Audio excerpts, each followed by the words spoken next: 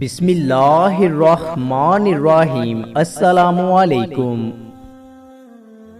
ایک شخص نے حضرت علی رضی اللہ تعالی عنہ سے کہا، یا علی رضی اللہ تعالی عنہ، مجھے بتائیں کہ موت کیا ہے؟ حضرت علی رضی اللہ تعالی عنہ نے فرمایا، اگر میں تجھے حقیقت بتاؤں موت کیا ہے تو تم نے یقین نہیں کرنا۔ اس شخص نے کہا، آپ بتائیں، میں کروں گا یقین۔ حضرت علی رضی اللہ تعالی عنہ نے فرمایا، سنو، موت زندگی ہے۔ یہ بات سن کر وہ شخص خاموش ہو گیا۔ پھر اس نے کہا، یہ کیسے ہو سکتا ہے انسان کی موت انسان کی زندگی ہو؟ حضرت علی رضی اللہ تعالی عنہ نے فرمایا، اچھا مجھے یہ بتاؤ، جب تم پیدا ہوئے تھے کس حالت میں تھے؟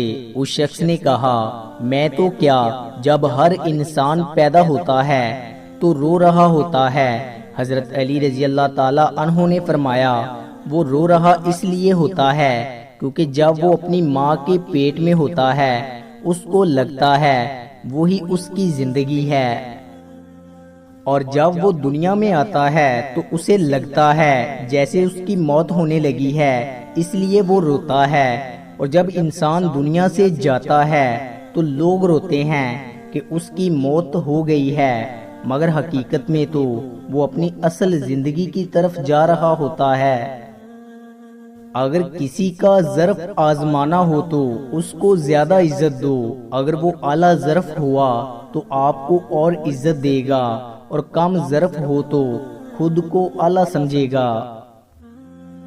حضرت علی رضی اللہ تعالی عنہ کی خدمت میں ایک شخص آ کر کہنے لگا، یا علی رضی اللہ تعالی عنہ، جہالت کی سب سے بڑی نشانی کون سی ہے؟ بس جیسے ہی یہ پوچھا گیا تو حضرت علی رضی اللہ تعالی عنہ نے ارشاد فرمایا، اے شخص، میں نے اللہ کے رسول صلی اللہ علیہ وآلہ وسلم سے سنا کہ جہالت کی سب سے بڑی نشانی تکبر ہے۔ یاد رکھنا، انسان کا غرور کرنا، تکبر کرنا اس کی آنکھوں پر پردہ ڈال دیتا ہے، اور یوں وہ اپنی خامیاں دیکھ نہیں پاتا اور اپنے ہاتھوں سے ہی اپنا نقصان کر بیٹھتا ہے۔ میں نے اللہ کے رسول صلی اللہ علیہ وآلہ وسلم سے سنا کہ انسان کے لیے بہتر یہ ہے کہ وہ اپنے آپ کو حقیر سمجھے اور اپنی خامیوں پر غور و فکر کرے، اور قدم قدم پر اللہ تعالیٰ کا شکر ادا کرتا جائے تاکہ اللہ تعالیٰ اپنی رحمت اس پہ برساتا جائے۔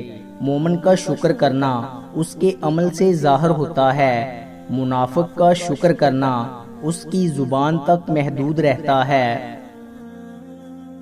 بے شک ہر نعمت کا شکر اللہ کی حرام کردہ چیزوں سے بچنے میں ہے۔